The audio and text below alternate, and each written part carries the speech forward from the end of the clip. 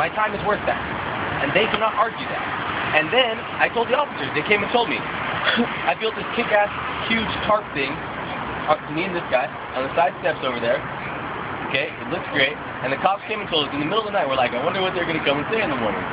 In the morning, 3 officers came and said, yeah, you guys can't tie anything to these rails.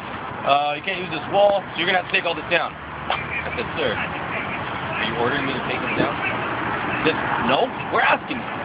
I said, okay, well, since you're asking me, I'm going to require of you first that you show me where in the statute, ordinance, or code it states that the people of the state of California, actually first I said, I'm going to ask you, have you entered a valid oath of office to support and defend the Constitution for the United States of America as well as the state Constitution of 1849? And he stepped back and said, yes, I did. And I said, thank you, I accept your oath of office. As the people of the state of California, I require that you provide me with a statute, ordinance, or code that states that I cannot do what I'm doing right now.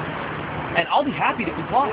If you can provide me with a law that limits the rights of the people of the state of California, I'll be happy to comply.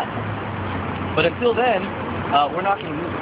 And he said, well, you know, I can call the fire marshal, and if he comes over here and tells you you're in violation or whatever, and I said, sir, he's entered the same oath you have.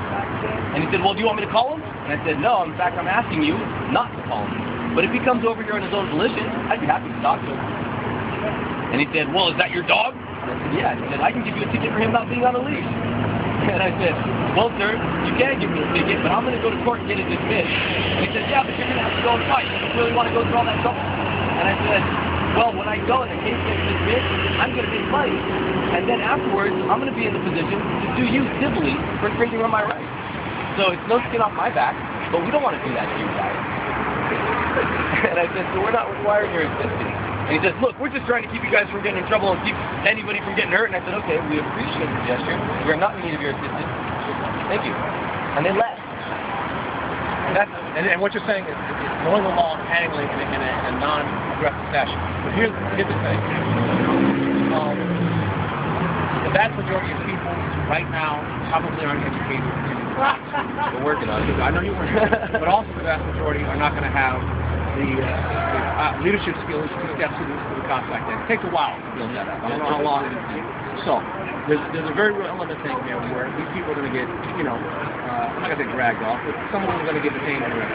Now, you know their rights, you know what has to happen, you understand what has to happen. What happens to the protesters when they do that? When the lockup occurs, when they go clear this out, what happens? Have you strategized? I know you probably thought you were legally, but I'm talking about, you know, in the very practical sense of how protesting is supposed to work. What happens? I can tell you what I'm going to do, and I can tell you what's going to happen as according to history that I've seen in the last week. Okay? When they come here and fuck with us, make us leave, we're going to probably, if we leave, either they're going to break the law or not. If they break the law, they're going to drag us off the floor. And then the next day, 3 times as many people are here, just like it happened in Oakland, just like it happened in New York. They drove 2,000 people off the protest in New York. The next day, 10,000 people returned. You think we're afraid? No. I was standing on that lawn on page 15, I believe it was, of the application. And I'm standing there without expecting it at all. Just standing there, you know, and stuck to myself in my grandma. And all of a sudden I saw 10,000 people march around the corner and walk onto the lawn with us. So we know that the cavalry was there. And they'll come back. All those people, if the shit flies like in Oakland, or like in UC Davis, or like in New York, those people are going to be here. And we're not afraid. That will be a huge mistake on their part. If they want to bring more protesters here, what they need to do is crack down on them. So if we want to have more companions, we need them to crack down on them. And that's when people are going to start waking up and saying, wait a minute, we have to put a stop to this. The only reason I haven't been there is because it's been going all right. But no, this has got to stop. Look what happened in Rome. In Rome, they were pushing over cop cars and lit the whole streets on fire. They do not want to drive us to that, because if they push the American people too far, we will defend ourselves. It's going to happen. In the American jurisprudence, it says that any person who uses the system to violate another or infringe on another person's rights under his oath of office is guilty of capital felony treason and is to be quartered and hung at high noon at the busiest intersection and his body left hanging for 1 week for all to see what happens to men who pervert our Constitution.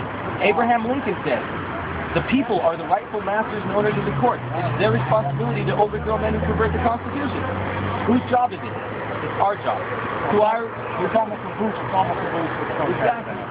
I'm running out of Oh, yeah, battery sure. power. I really appreciate it. It's a boost, man. Thank you very much. Thank you. If you're at home, come over here. Thank you, man. I'm running out of battery. What's up, man? Dropping mad knowledge over here, dropping mad knowledge.